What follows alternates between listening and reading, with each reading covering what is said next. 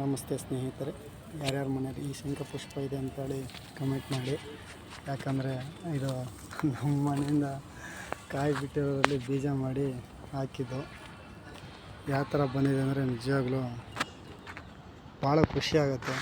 ಇದು single layer. ಇದು ಒಂದು 4 ಸುತ್ತಿನ ಶಂಖಪುಷ್ಪ.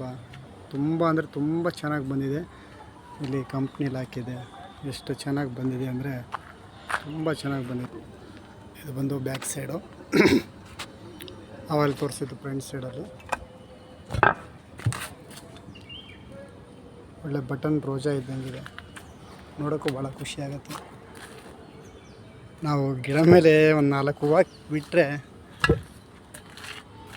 ನಾವು 4 ಹೂವು ಮಾತ್ರ ತಗೊಂಡು ಮಿಕ್ಕಿದ್ದು ಗಿಡ ಮೇಲೆ ಬಿಡಬೇಕಂತ ನನ್ನ ಆಸೆ. ಬಟ್ ಆದರೆ ಎಲ್ಲೂ ಯಾರೇನು ಮುಟ್ತಾ ಇಲ್ಲ, ಕಂಪ್ನಿ ಅಲ್ವಾ, ಹಾಗಾಗಿ ಭಾಳ ಖುಷಿ ಆಗುತ್ತೆ. ನೋಡಿ ಹೇಗಿದೆ ಸೈಜಲ್ಲಿ.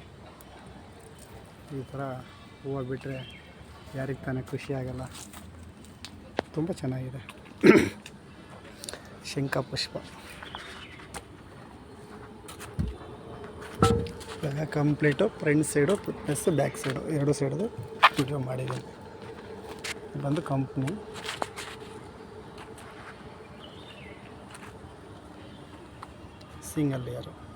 Single layer, double colour.